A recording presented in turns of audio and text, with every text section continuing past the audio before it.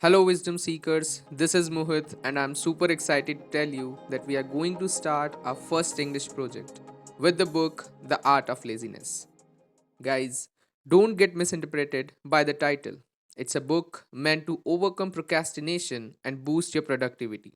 It's not the work of a single author, but a huge collection of all the great work, poetries, laws, rules, psychological principles, and quotations written till date. So, without any further delay, let's dive into the book. The book starts with a beautiful poem written by Robert Frost. Let's read it together. Two roads diverged in a yellow wood, and sorry, I could not travel both. And be one traveller, long I stood, and looked down one as far as I could, to where it bent in the undergrowth.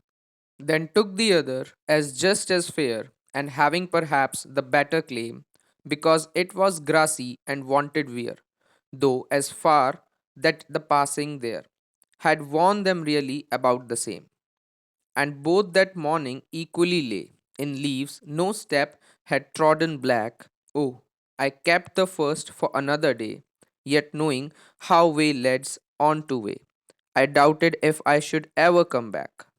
I shall be telling this with a sigh, somewhere ages and ages hence. Two roads diverged in a wood, and I took the ones less travelled by, and that has made all the difference. This beautiful poem by Robert Frost explains the power of path that you choose. You can choose the easy path which everyone is taking or you can take the hard path. The truth is that most things you would like to have or achieve are never easy.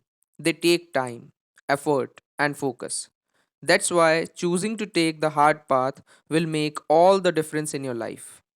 As each moment unfolds before you, there are two paths. One is the road most traveled, and the other is the one less explored. If you are striving to reach your goals and manifest your dreams, it's up to you to choose which path will lead you to them. Life is short, and if you are not careful, you will find yourself moving from A to B, that is, from birth to death without any purpose. As the Roman philosopher Seneca said almost 2000 years ago in a letter to his friend, it is not that we have a short space of time, but that we waste so much of it. Life is long enough, and it has been given in sufficiently generous measure to allow the accomplishment of the very greatest things if the whole of it is well invested. But when it is squandered in luxury and carelessness, when it is devoted to no good end, forced at last by the ultimate necessity, we perceive that it has passed away before we were aware that it was passing. So it is. The life we receive is not short, but we make it so, nor do we have any lack of it, but are wasteful of it. I was watching an old interview with Jeff Bezos recently, in which he talked about a new kind of framework to make important decisions. Before starting Amazon, he used to work at an investment bank. One day, he told his boss that he wanted to leave his job to start selling books online. Amazon started by selling books online before they expanded into other categories. They went for a walk in Central Park in New York for about 2 hours, and his boss said, "This actually sounds like a really good idea to me, but it would be an even better idea for somebody who didn't already have a job." He convinced Jeff Bezos to think about quitting for 48 hours before making a final decision. Bezos then found a framework that helped him to decide. Regret minimization framework. Basically, it means to minimize the number of regrets you have when you are old.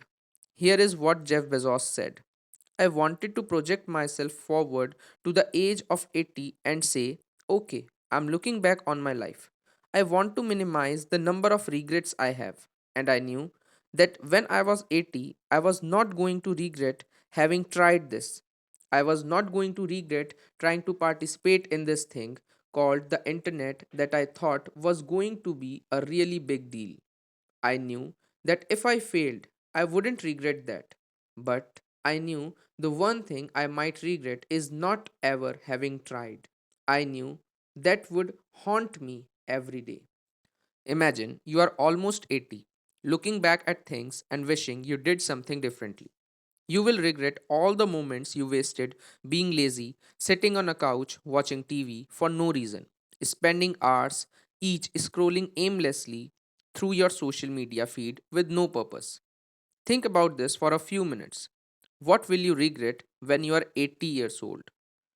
Here are a few regrets that you might have: not doing what you love, being lazy and wasting your time, not spending more time with your family, not taking care of your health, working hard for nothing in return, not traveling when you are young, and not enjoying your life to the fullest. It's time to stop making excuses about why you can't do the things you want to do. Instead, start asking yourself questions about how you can do the things you want to do. It will force your mind to find a way. There is never a perfect time, the best time is always now. So, guys, that is all for today. I hope you all would have enjoyed the intro and have learned something new. If you want to listen more parts for the same, then subscribe to my channel. We'll see you in the next video. Until next time, happy reading. This is Mohit Arora signing off. Bye bye.